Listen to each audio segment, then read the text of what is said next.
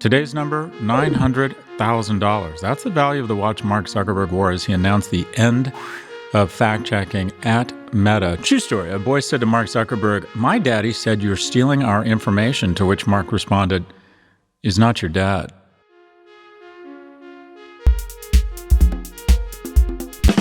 Support for the show comes from the Fundrise Innovation Fund. One thing really matters in venture capital, investing in the best companies, and that's exactly what the Fundrise Innovation Fund is aiming to do, amassing a $150 million portfolio of some of the biggest names in tech and AI.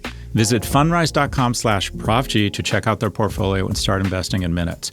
Carefully consider the investment material before investing, including objectives, risks, charges, and expenses. This and other information can be found in the Innovation Fund's prospectus at fundrise.com/innovation. This is a paid sponsorship.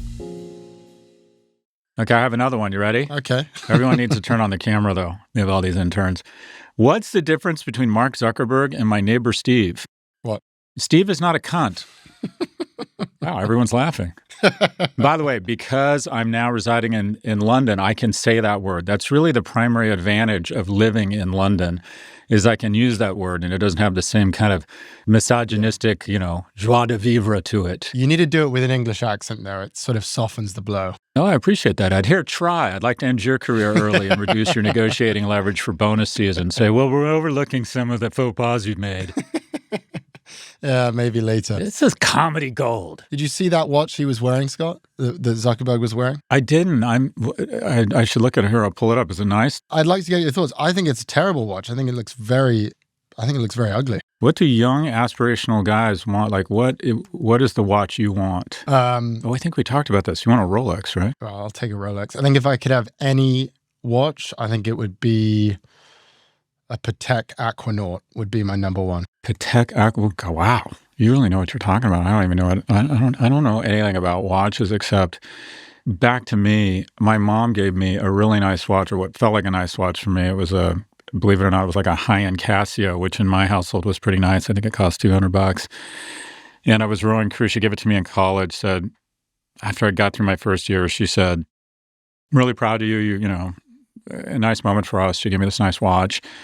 And literally second morning in crew practice, I heard like the buckle came undone and I saw the watch. I mean, we're in the middle of a race and the watch somehow leapt onto the oar like a spider and then slowly just drifted down the oar until it went into the water. Sucks. Oh, God, it was horrible. I think it traumatized me. I don't think I've had a nice watch for... So what'd you do? You just kept going? Oh, there was nothing you can do. You're in a race and everyone's dying and about to faint. You don't stop and say, "My watch."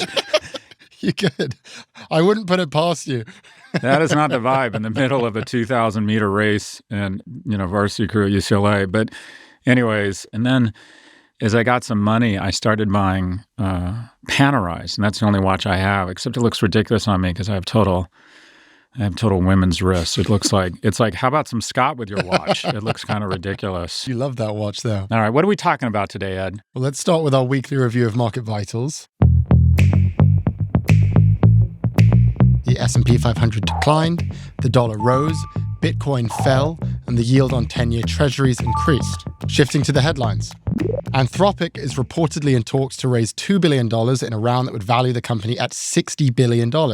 That's more than triple its valuation from just a year ago. It would also make Anthropic the fifth most valuable startup in the US. Quantum computing stocks plummeted as much as 40% after NVIDIA CEO Jensen Huang expressed skepticism about the technology's near-term potential. Speaking at the CES trade show, Jensen Huang said that useful quantum computers are still 20 years away. And finally, Getty Images is acquiring its stock image rival Shutterstock in a deal that will create a company worth $3.7 billion. Shares of both companies surged on the news, with Shutterstock climbing 19% and Getty Images rising 25%. Scott, your thoughts, starting with this new potential round for Anthropic that would value it at $60 billion. So it feels about right. Anthropic, based on its revenues, would be valued at 69 times. OpenAI trades at 42.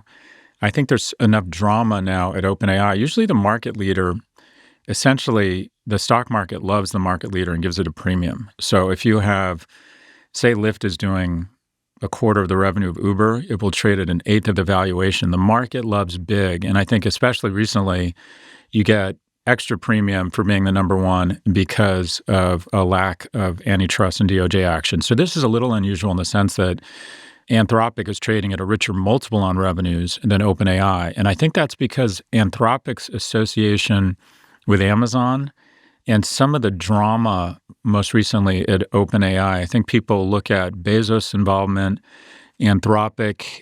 It just feels like Anthropic has fewer moving parts right now. And one of the things I recommend to people is start playing with AI, but also what I do is whenever I prompt OpenAI, I also prompt Anthropic just to compare and contrast the answers. I like Anthropic. I use it. I find that ChatGPT has more data a little bit. It's like a more robust AI, but for what I use AI a lot for, and that is brainstorming and help me edit this paragraph. I found Anthropic is sort of, if you will, the writer's LLM. It's better at tone in a way. Yeah, absolutely. But this is Anthropic is my best investment of 2023. And that is when FTX filed for bankruptcy, I got the bankruptcy filing, and I saw that they'd invested $500 million in Anthropic, and I tried to estimate what Anthropic was worth. And I estimated at that time, and I overestimated it was worth $30 billion, and that they'd invested a valuation of $5 billion. So I thought, okay, they own 10% of a company worth $30 billion. That's a $3 billion stake on claims against an FTX of the creditors of $9 billion, meaning that every claim was worth 33 cents on the dollar of Anthropic stock, and you could pick up FTX claims at 22 cents on the dollar. So the entire justification for my moving in and buying what for me was a fairly large amount of claims against a bankrupt FTX was I discovered this kind of golden egg inside of the bankruptcy filing. And it ended up, I believe, that they'd already sold their stake in it, but because of the rip-up, or maybe it's not true, I forget, but because of the rip-up in the crypto market since then, obviously that trade has worked out and FTX is about to distribute. But anyways, I feel as if people say, well, how do you make money in AI? I figured out a way, if not accidentally, to make money in AI. Claude only has 2% market share. Of all the visits to AI chatbots, OpenAI dominates with 89%, followed by Gemini with 7% and Perplexity with 2.3%. What are your thoughts on Anthropic's most recent round? Well, I think you made the right point, which is that it's interesting that it's got a higher multiple, and I think it's for a lot of reasons. I think the Amazon investment helps a lot, but I think the growth rate is also a huge part of this because, a year ago, they had a run rate of $100 million, and you look at it today, and it's almost $900 million. So they have 9x'd in roughly 12 months. Now, if you look at the pure ARR, it still pales in comparison to OpenAI, which is at around $4 billion. But when you just think about the gap between these two companies, a year ago, Anthropic's business was around 15 times smaller than OpenAI's, and today it's 4 times smaller. So, I used to say that these two companies, they're not in the same league. OpenAI is the only guy in AI, but I don't think you can say that anymore. I think Anthropic is catching up, and just culturally speaking, I think a year ago, people didn't really know what Anthropic was. I don't think people really knew what Claude was either, but that's not true anymore. This is a very popular product. People know what Anthropic is. People use Claude. So, it is an extremely rich valuation. It is a premium compared to OpenAI. But I do think it's warranted because this company has definitely solidified itself as the most credible competitor to OpenAI. So kudos to Anthropic. Let's move on to quantum computing. All of those stocks, Rigetti and IonQ, and all of these quantum stocks that we talked about a few weeks ago, they absolutely crashed when Jensen went out and said that he thinks that this technology will only be useful in about 15, 20 years. Your reaction to the market's reaction to Jensen Huang? It's just incredible that one man can move markets like this. And he has such an incredible reputation as someone who has real insight into technology and knows where the puck is going, having transitioned out of GPUs that made richer graphics for Fortnite into becoming the leader in the hottest tech trend in history and building what kind of pings back and forth between the most valuable and the second most valuable company in the world that is worth more than every stock market with the exception of the Japanese stock market. So this guy can can absolutely move markets. And also, and I wish I'd bet against this. It just feels like quantum got out in front of its skis, and it's easy to say now, but Josh Wolf at Lux Capital, who's sort of this big brain in terms of predicting he has a VC fund that invests in kind of scary, forward-looking shit like, deep tech. Yeah, deep tech. I remember him saying, I would always say, what's the most overhyped technology? And he would consistently say quantum computing. So I don't think it's a surprise. It's just weird when you see a high-flying stock get cut in half in one day. It's going to be highly, highly volatile and a little bit drafting off the excitement of AI. But this is one of those technologies, this company, if you looked at its multiples, and again, easy to play Monday morning quarterback, it didn't make sense at that. And I would argue even now, if you didn't know it had been cut in half, it still looks dramatically overvalued. Yeah, my big takeaway from this is that the dumb money is on quantum computing. Because if you sold this stock just because Jensen Huang got on a stage and said that quantum is 20 years away, God help you. Because, one, why are you reacting so fervently to what Jensen Huang is saying? But two, this wasn't new information for anyone who just reads the news or who even does like a modicum of research. I mean, we said this on this podcast 3 weeks ago. Quantum has potential, but it's a long, long way away. And I'm just astounded that this is news to shareholders in Rigetti and shareholders in IonQ and all these other quantum stocks, this very, very basic fact. And it reminded me of something that one of my old finance professors told me, and that is the following statistic, which is that the average investor, when they go stock picking, they will actually spend less time deciding which stock to buy than they will on deciding which clothes to buy when they go online shopping. And I think that's a really important thing to remember when we are investing ourselves, because there's always this tendency to assume that the market is smarter than you, to assume that when Rigetti goes way up or it goes way down, you have this question like, oh my God, what does the market know that I don't? And this is a reminder that actually a lot of the time, the market is just as clueless as you are. And that's exactly what happened here. Investors saw this headline from Google about quantum chips. They went out and they found the top quantum stocks on Reddit. And then suddenly Jensen Huang gets on stage and says, hey, this isn't that big of a deal. And then suddenly they start selling like crazy, which tells me these guys actually had no idea what they were buying in the first place. I think that one thing, and I mean this as a compliment, it's clear looking at you that is absolutely not true, that you spend much more time on your investments than your clothes purchases. That's no one is ever going to accuse you of that. But what you're talking about, though, is not a wisdom of crowds, but an ignorance of crowds. Yeah. And that is past performance is no guarantee of future performance.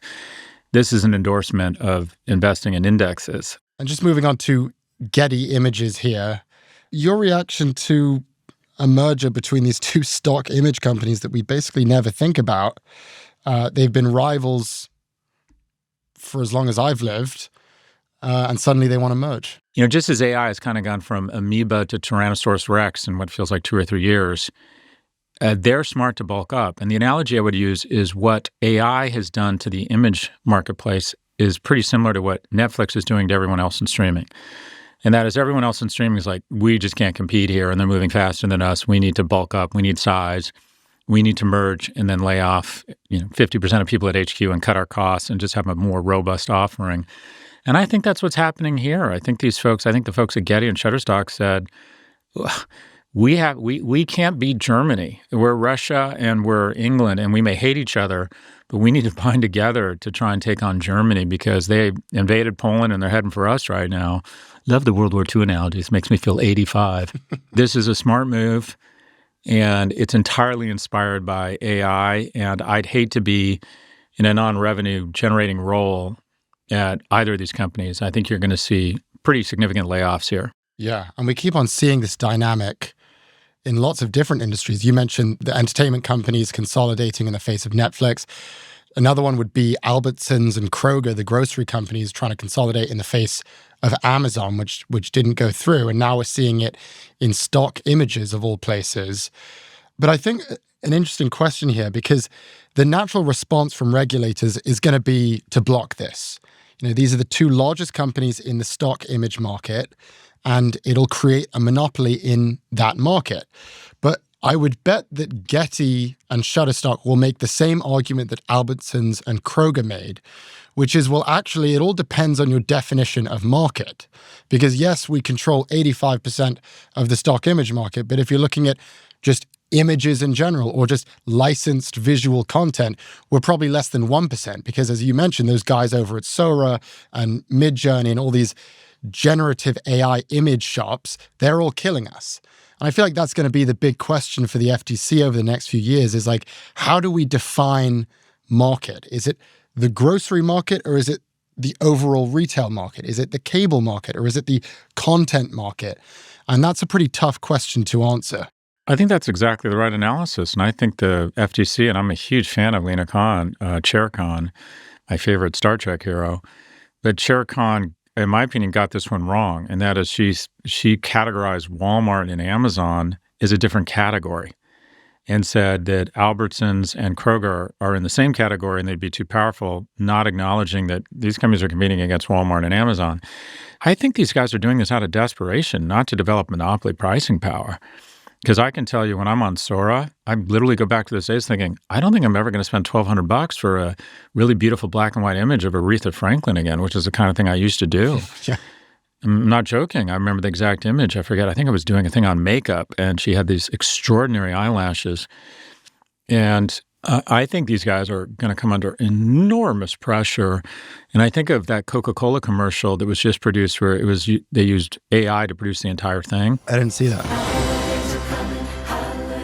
It's okay. It's not as good as the analog stuff and the creatives, but my guess is it cost about, a 40th or 2 or 10% of what to bring animators and CGI and all that good stuff. So this is, these guys are under real existential threat. I hope this merger is allowed to go through because I just would not want to be one of these guys waiting for the knock at the door when Sora comes out with version 3.0 in 18 months and it's just much better. I was experimenting with it and it's still a little, meh. It feels like a computer generating images, but I just wouldn't be surprised if you can say similar to, and maybe you can do this now, in the voice of Bob Dylan, write me a paragraph on this, that you'll be able to say in the imagery or in the style of Annie Leibovitz, give me an image depicting the following with these types of emotions. Now, what I would argue is this is the appetizer before the main course. And the main course here is that I believe this acquisition will be allowed to go through. And then I think Anthropic or ChatGPT or OpenAI is going to buy this company. Because what they'll use this repository of unbelievable imagery to supplement as unique data that they can crawl, and will somewhat give them a bit of a heat shield from liability, because what you're going to see here, you're going to see a lot of photographers file class action suits or suits against. So, for example, Pottery Barn was famous for going to the Italian furniture fair and finding these amazing artisans out of Milan and Florence that were putting together beautiful homewares and furniture, and then taking pictures of it, buying one, and then ripping it off, and basically producing a gorgeous chair for $1,200 instead of $8,000. And the artisanal community was just furious at Pottery Barn, furious at Restoration Hardware. And they all learned when they were called into court to give depositions to say it was inspired by. We didn't copy it, but you're allowed to be inspired by Frank Gehry. You're just not allowed to perfectly copy him. Anyways, you can see that I think it would make sense for them to have this offering where, because they have license from all these amazing photographers, these imagery, and they get some sort of licensing fee, I would imagine, from Getty, or maybe Getty's already purchased the licenses. So if you type in Scott Galloway, you'll get some images of me, and some of them, I can't use many of them because they're from Getty. And Getty would show up at these events and take a really cool picture, and I'd think, oh, I'd love that. And they're like, oh yeah, just go to our site. And then I'd have to spend, I'm not very famous, so mine was like $50 or $100 to use my image. More expensive now, baby. You know it the most. You know it the most. Thanks for saying that. By the way, I don't know if you noticed, but I had a Pico laser yesterday, so I'm looking especially young and robust. What is that? It's one of the things I do in addition to NAD treatment, testosterone, I did PRP shots yesterday in my shoulders. And by the way, I cannot move my left arm right now, so do not ask me to do anything with my left arm. But it's one of those things where I've decided I'm going to live forever and try and look. What does it do? What does it do to your face? Well, dude, look at me. I'm gorgeous. Yeah, of course you're gorgeous, but you looked gorgeous last week too. No, it's I don't know. It's one of these things I pay $1,800 for with a really thoughtful dermatologist who has a signed picture of Jennifer Aniston in his lobby, so I assume he's doing her work. And so he runs his laser over my face, and it's really fucking painful. It feels like I'm being pelted with hot sand on my face. And the next day, my skin feels a little bit tight, like there's some, Swiss gnome behind me with very small hands pulling the skin back on my face. The same person who sews my mattress, I think. Anyways, and I feel younger. There's so much ridiculous shit I am doing that I thought I would never, ever do. It's amazing. Every week, you've got something new. That guy, whoever your guy is, must be printing money right now. I think he is printing money. He's a lovely guy, and he does good work. Although I got some Botox in my forehead, and actually I'm laughing hysterically right now. You just can't tell. I have poison injected into my forehead. Anyways, where were we? Bring us back. What were we talking about? I think we're wrapping up the headlines now, so we'll be right back after the break. I can't feel anything.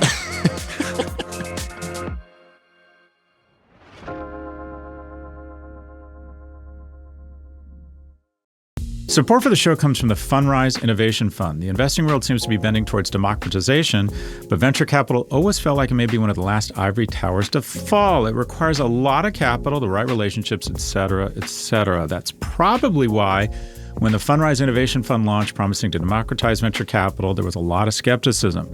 But the progress they've made in a few years is hard to argue with. The Innovation Fund has now built a $150 million portfolio of some of the most highly sought-after private tech companies in the world. And their minimum investment is just $10, which is virtually unheard of for venture capital. Look, even the best venture funds should be categorized as high-risk investments. Venture investing is not for everyone. See above, high risk. But at a minimum, you can visit fundrise.com/Prof G to check out the Innovation Fund's portfolio for yourself. Visit fundrise.com/Prof G to check out the Innovation Fund's portfolio and start investing today. Relevant disclaimers can be found at the end of the show and at fundrise.com/innovation. We're back with Prof G Markets. The DOJ has filed a lawsuit against some of America's largest real estate firms, including Cushman & Wakefield, Blackstone, and Greystar. This legal action expands on an earlier lawsuit against software company RealPage, which alleges that the company's rent-setting algorithm enabled illegal price fixing. That was one of the largest government actions ever taken against a private rental housing company. And now the DOJ claims these landlords used RealPage's algorithm to artificially inflate rents across the country. Scott, we've talked a lot before about how Americans are frustrated with the high cost of housing. The DOJ looks like it is addressing it. What are your thoughts on this move? My first observation is Cushman, Blackstone, and Greystar. They sound like warring tribes in Dune 3. These are such like badass names that should be in a sci-fi movie. But anyways, I'm a little mixed on this. And I think that as a progressive, kind of the knee-jerk reaction is to, company bad, and rents. Look, we have a housing crisis. I think it's a supply side crisis. I think that the government should weigh in with subsidies to inspire the market, similar to what they did with chips or what have you, to just get people building again. And also some sort of legislation that makes it harder for local governments, where we put permits in the hands of homeowners instead of civic officials to free up development. We just need more supply, because I think what it is essentially you run this algorithm and you put in the addresses of all your rental units, and it says, here is kind of the optimal, i.e. the highest rent you could charge based on, it's almost like AI, that if you own, and I have some experience with this, I own some rental units in Florida, in Southern Florida, and I thought, I should get this to just run it against our rents. And basically what it does is like, okay, if you're charging market or above market, it says your money good, but if you're not, it encourages you to raise those rents. The problem here is it's information that is asymmetric, and that is the landlord has access to better information, and as a result, maximizes the rent to their advantage. And so that's why your boss tells you not to talk about your salary, because the people in charge who have information on everyone's salary they have advantage because if someone's working in the company being underpaid and they don't know they're being underpaid, they don't know that Bob down the aisle is making 40% more for no apparent reason other than maybe he was there longer or came in more recently when the market, whatever it might be. So you might argue that is unfair. By the way, we purposely price our units 10 to 20% below what we think is market because I find if you have great tenants, you just hold on to them and it just reduces the amount of maintenance and headache. Anyways, enough virtue signaling. So institutional investors are about 25% of the residential market. And these landlords named in this DOJ case manage approximately 12%. Now, if they had real concentration in a market and they were all using the same software, then you could argue this is technically leading to price fixing. This, to me, doesn't feel necessarily like there's enough concentration or power to engage in price fixing, and that they're basically just using analytics to optimize their pricing. And this is a bit of a populist movement, but I don't know if legally this holds water. I think the government plays a role here, but it's increasing the supply. I don't understand how the economics here add up to price fixing. What are your thoughts, Ed? Yeah, I'm going to take the other side of this. As a renter. Exactly. As a renter. As the landlord. I'm the landlord, you're the renter. Guess what we think about this issue? I love that. Exactly. So those 6 firms in that lawsuit, they own 1.3 million rental units across America, which I believe is a lot. And I think the thing to focus on is the trend that is happening, because in 2002, investors made up around 12% of all residential real estate transactions. And today, they make up 25%. And it is projected that by 2030, investment firms will own 40% of the single-family rental units in America. So that is a huge trend. And what I've always felt with housing, where rents and prices are going up astronomically, is that, yes, of course, there must be a supply issue. There must be an issue with we don't have enough houses. But I've always felt there's got to be something else. And that's why I really like this lawsuit, because this basically gives us the hard evidence of, yes, there is something else going on here. And it is the fact that you have these 6 gigantic firms that are buying up as much property as they can. And they have all of these things on their side. As you mentioned, they have this real page algorithm, which leverages their exclusive access to all of this data that we regular people don't have. And they use that to algorithmically extract as much rent as possible. In addition, they also have some evidence that these companies have been directly collaborating with each other to raise rents. And to your point, on the legality of this issue, I think that that probably holds more water than saying, hey, you can't all be using this extremely powerful tool that the regular people don't have access to. But having said all of that, we're talking about it from a legal perspective. You know, what is the true legality of this situation?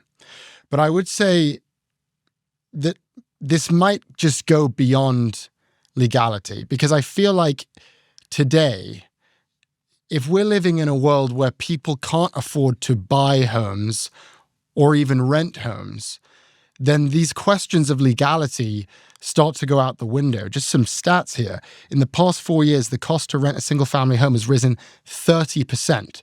So rent is rising faster than inflation, is rising faster than wages. And this is in combination with the fact that the prices of homes, they're rising higher than ever. And the median home price is nearly $500,000 today. So it's difficult to rent and it's nearly impossible to buy, which just tells me that who cares about the legality of this? Someone needs to be doing something about this, because this is becoming the most sensitive topic in America. And I think the last thing you want, if you're Blackstone or if you're Cushman and Wakefield or if you're Greystar, is to basically be unanimously labeled as this enemy of the people. And they're increasingly beginning to look like that, at least from my view as a lowly renter. I think there's some really good points in there. So first off, let's just acknowledge there's a housing crisis. And that is, if you're a young couple trying to get your life started and you just have absolutely, rent is just eating up your entire paycheck. And it is just so hard for you to move out of your parents' house. And almost the American dream has become a fantasy. So we know we know at least a minimum, a big part of it is just a supply problem. We just need more homes built. Now, the argument you might make, so there was a proposed legislation or a movement last year to get institutional investors out of home ownership, full stop. Right. Row corners, right? That if you own more than 100 units, you have 3 years to divest, thinking that more competition would give them less market power. Now, what people forget is that, one, we have very strong private property laws. And when you limit the amount of capital going into something, keep in mind, there was someone selling that unit to someone else. And that person made money and made more money by virtue of the fact that institutional capital had come in. Also, what people oftentimes forget is a lot of institutional capital has come in and purchased homes, as they did in 2000 to 2007, and then got their asses handed to them and had to sell all of them and puke all of them into the market, and a lot of people got to buy home. I mean, these institutional investors aren't always the smartest buyers. Colony Capital identified Florida, I believe it was Florida, as a great place and went in and started buying up tons of rental units, and then found that maintenance and management was a huge headache and ended up, I believe, selling them at not nearly the gain and maybe even a loss. So there is institutional capital coming into almost every consumer market. The question is, what could we do to bring down housing prices? And I think legally, if you have 50%, if two companies own 50% of the rental units in, say, Southern Florida, or let's pick another market in Buckhead, Atlanta, and CEO X is calling CEO Y and saying, wink, wink, we're going to raise prices 8% this year, or rents, that's illegal. That's price fixing. But I get nervous around the unintended consequences of sequestering capital from a market and that it ends up backfiring. For example, rent control in Santa Monica meant to help renters, right? You can't raise rents. And the problem is no one's building in Santa Monica because there's no economic incentive. So as a result, what's happened is anytime something comes up for rent, usually when someone dies, it gets 100 applications, and they end up picking that nice white family that makes $400,000 a year for the $800 a month rent-controlled apartment. And it's ended up essentially creating housing discrimination. It's ended up backfiring. There's no new construction happening because there's no economic incentive. So I think they should look at this and say, are there certain regions where these guys are price fixing and coordinating with each other, which is illegal? But the notion that all institutional capital coming into a market results in higher prices isn't always the case. We need more housing. If you make this asset class really unattractive to institutional capital, you're going to have a lower supply of new housing stock. Should they be coordinating around pricing? Absolutely not. No, I agree with you on all of your statements, and I agree that it is more nuanced, but I will just say that there are certain issues where I just don't care about nuance that much. And sometimes I think that can be tactically a good thing. If we're going to call Blackstone and Cushman and Wakefield, if we're going to label them as the big bad wolf, maybe it's not entirely fair. Maybe it doesn't, take into account all of the minor details and all the nuances. But I just feel that there are some issues where you have to be aggressive, you have to be bold, and you actually have to be a little bit emotional. And if it means sort of generalizing these large real estate investment firms in broad strokes, to be honest, I think I'm okay with that, because I think the housing issue is so much more important than antagonizing a firm of a couple hundred people. Well, I just as an experiment, a thought experiment, the next time you have a dispute or an argument with your girlfriend, I'd like you to say, I'm not interested in nuance. I feel strongly about this, and I'm just comfortable acting out of emotion here. And just see how that works. Just let's report back. I will. If it's a hill I want to die on, I will use that strategy. Yeah. But just to be clear, though, you said that the problem would be if these companies are winking at each other and collaborating. That is the accusation. So we'll see if it's actually true or not when this goes to court. They're supposed to compete. They're not supposed to coordinate on pricing. And that is 100%. The accusation from the DOJ. I don't know, I don't know if it's right. I don't know if it's true. That will be for the courts to decide. I'm not interested in nuance. We'll be right back after the break with a look at Trump's Greenland pursuit. If you're enjoying the show so far, hit follow and leave us a review on Prof G Markets. Support for the show comes from the Fundrise Innovation Fund. Think of the 5 biggest names in AI today. How many of those companies do you own shares of? Probably not many, maybe 1, maybe 2. Why is that? Because the OpenAIs and Anthropics of the world are still private. That means unless you're an employee or a VC, you're out of luck. So it isn't hard to see why venture capital has been one of the most prized asset classes in the world. But unless you're worth 8 or 9 figures, you likely don't have access to these funds. The Fundrise Innovation Fund is different. It's already raised more than $150 million. It holds a portfolio of pre-IPO tech companies that are valued at tens or even hundreds of billions of dollars. And most importantly, it's open to investors of all sizes. Visit fundrise.com/ProfG to check out the Innovation Fund's portfolio and start investing today. Relevant disclaimers can be found at the end of the show and at fundrise.com/innovation. We're back with Prof G Markets. Donald Trump has announced plans to acquire both the Panama Canal and Greenland, citing economic security and strategic benefits as his key motivations. His focus on the canal is partly driven by concerns over the, quote, exorbitant prices that Panama charges U.S. vessels. Meanwhile, Greenland's wealth of resources like oil and natural gas add to its appeal. Whether any of this is even possible is unclear. The Panama Canal is owned and operated by Panama, and Greenland is a self-governing territory under Denmark. Trump, however, has not ruled out the possibility of using military or economic pressure to gain control of these assets. Scott, we're talking about Trump again. What do you make of this new expansionist strategy from the president-elect? There's so many levels here. I'm pissed off that a president-elect and an unelected official, First Lady Melania, are dominating the news cycle. And I hold Democrats responsible for thinking that it's just so fucking ridiculous they thought President Biden was anywhere near capable of winning another election. And what's happening now is, other than wrapping a Medal of Freedom around Bono for a nice scripted moment, he is incapable of actually responding and being in the news cycle in any meaningful way. He's still the president. Yeah. And if you didn't know that, you would think Donald Trump is president. Mm-hmm.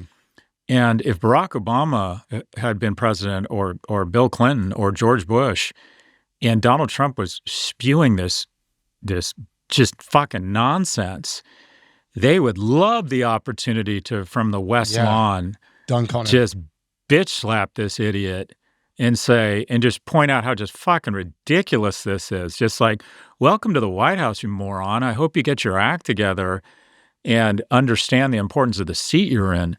It's just insane. Anyway, this is just stupid. It's not going to happen. The Panama Canal is a small business that's, I don't want to say well-run, but it's benign. It's about a $5 billion business. It just doesn't matter. It's not a threat to anybody. It's not like there's some big security concern there. I don't know where he got this. It's this Gulf of America bullshit.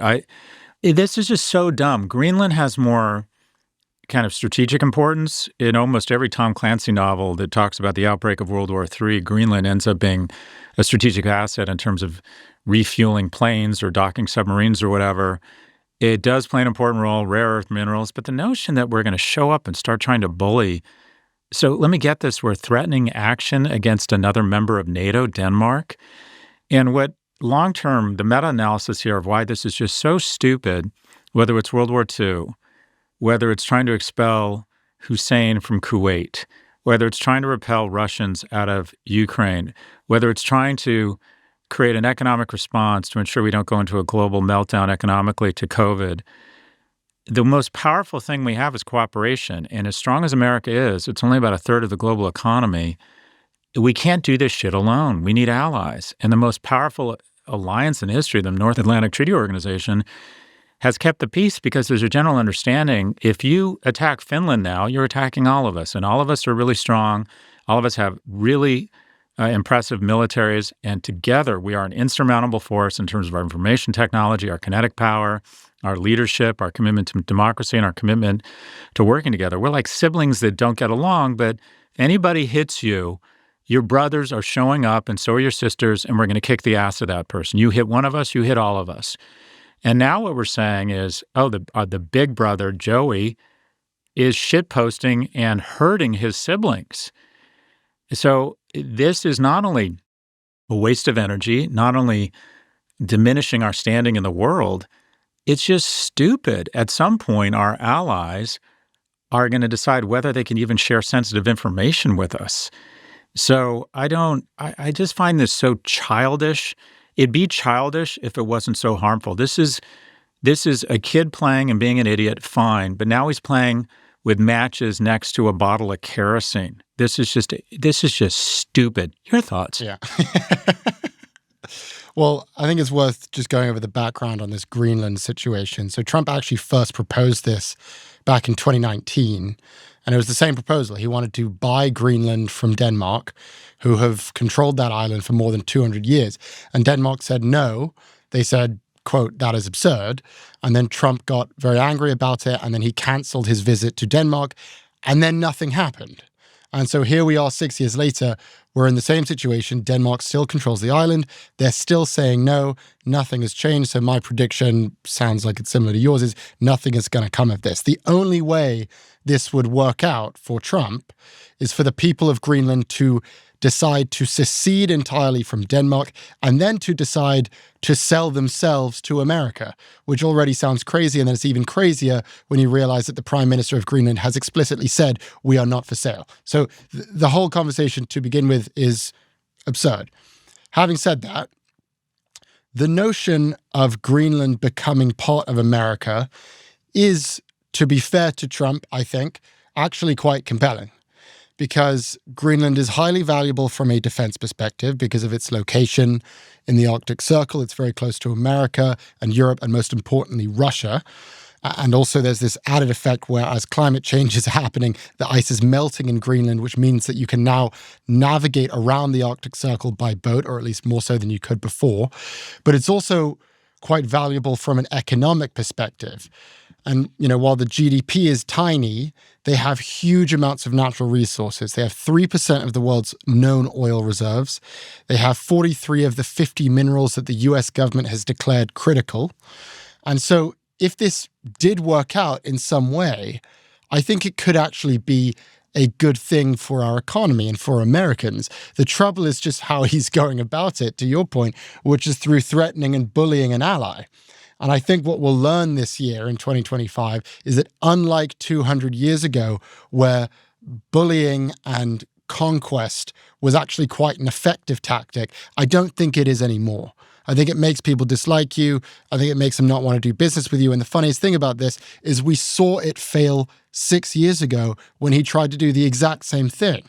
He tried to bully them. They just said no, and then the whole thing fell through. So my takeaway from this is that this is perhaps a good idea, but as we often see, god-awful execution. But that's tantamount to saying its geography and its unbelievable oil reserves mean it would be a good idea for us to acquire the Kingdom of Saudi Arabia. Okay, I agree with you. It'd be awesome for us to make Saudi Arabia the 51st state, but the Saudis might have a viewpoint around this. And I have no evidence that the Danes are really excited about assault rifles and more Chick-fil-A. I just have this isn't, we had the Louisiana Purchase, we bought Alaska, but that was kind of, it worked for everybody. Well, that's the question. Could we ever make it work for everybody in this situation? Could we make it work for the people of Greenland? I think there's probably a world in which you could. I mean, the people of Greenland have said they want independence, but they don't have the money to do that right now. So that's why they still rely on Denmark. I think you could, if you really cared about this issue, go in there and figure out a way to say, we want to start a strategic partnership with you. We'll trade goods and we'll invest in your community. But you don't do it by going in there and saying, hey, we would like to buy you. And then sending your son over in a jacket that says, like, he's acting like... With Charlie Kirk. It's like me showing up in a Roman Gabriel jersey when I was 9 and pretending I was a quarterback. By the way, Roman Gabriel was an amazing quarterback. I think the most successful Hawaiian NFL player to that point. I used to have Roman Gabriel pajamas. Number 18, Roman Gabriel. Before my dad left. Don't you love me? And now I fill it with a $900,000 watch. Fill that hole. This oddly kind of reminds me of what's going on with my podcast, my other podcast co-host, Kara Swisher, who is making noise about assembling a group to buy the Washington Post. This is a great analogy. Sorry, keep going. And I've said to her, okay, has anyone reached out to the owner, Bezos, to see if he's interested in selling? 100%. I'm like, you're not going to shame Jeff Bezos into selling a newspaper that he spent $250 million on, and he's worth $80 billion, or I don't know what he's worth now. And so this all feels like peacocking and posturing. Agree. And I've been a part of, as a principal or a board member, in a number of acquisitions, divestitures, and sales. And unless you have a publicly traded stock and a massive amount of capital to do a hostile takeover, which usually don't, a lot of times don't work, this isn't how you go about it. They reach out and say, hey, we love the company. We think there's I think together we're much stronger, a ton of respect for what you've built. If you're ever interested, give us a buzz, or should we talk? But Denmark isn't going to be shamed into selling Greenland. They don't need to. I mean, this is just not how you get deals done. And the way you put pressure on someone is, as far as I can tell, is when they're desperate, they need to sell something, they're a forced seller, or they have a publicly traded stock, and you can make a tender offer for the shares. And Greenland does not trade on the NASDAQ. The idea of, the odd of the deal, I feel like the response from Trump supporters would be like, oh, well, you guys don't know anything about deal making. This guy's sort of the king of deals. I think something that would be interesting to do starting January 20th is we should just keep account of the amount of deals Trump is trying to make. Because what's going to happen here, I think, is that the deal is going to fall through. Nothing's going to happen, but he'll have done something crazy at another time, and then we'll be so distracted about the next thing that we'll have forgotten about this failed deal. So what might be a good idea for us is to just keep count. How many deals is Trump actually going to get done? He's had a lot of missteps. Several companies gone bankrupt. He personally has never gone bankrupt. That's misinformation. But he's not by any stretch of the imagination. He was never accepted in the business community in New York. They didn't see him as a serious business person. And at some point, I think a lot of financial institutions didn't want to work with him because he was seen as not a reliable partner. Where he's made a shit ton of money is from being, and I think he will make money, is from being president. Yes. Truth Social, I think his stake in Truth Social is worth several $1 billion. So he's a rich kid who is an outstanding TV star and an outstanding politician. I mean, I'm not fully with you on downplaying his overwhelming success in great political instincts. Yeah, there's no doubt about it. And he's really leaned into the most profitable way to make money, and that is to be a kleptocrat. Yes. So yeah. Anyways, let's stop talking about this guy. Let's move on. Should we touch on the Panama Canal at all? Have you ever been to the Panama Canal? I haven't. Yeah, either have I. There you go. Next. Panama City. We should go to Panama City. That's supposed to be a good time. It's supposed to be like kind of a low-rent, kind of gritty Miami, which actually appeals to me. Oh, did I tell you I bought a soccer team in Bogota? Are you serious? Yeah, I'm an investor. You bought or you invested? Investing. But I like to say bought an owner. That's it. You're out of the owner's box, bitch. Bought or invested. Yeah, I'm part of a... That's a very important distinction. I'm part of an investor group buying this team in Colombia. What happened to buying the Rangers in Scotland? It's too expensive. And it's also... I'm just sick of the weather. I'm going to buy... Let's be honest, this is a vanity purchase. This makes no sense at all.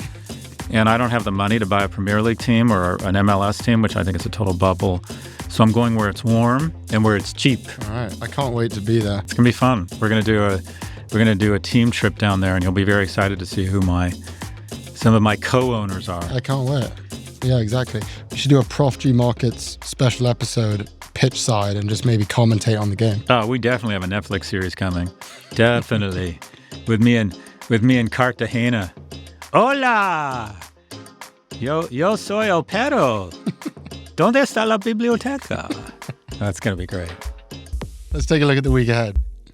We'll We'll see the consumer price and producer price indices for December, and fourth quarter earnings season kicks off with JP Morgan, Bank of America, US Bank, Morgan Stanley, and BlackRock all reporting.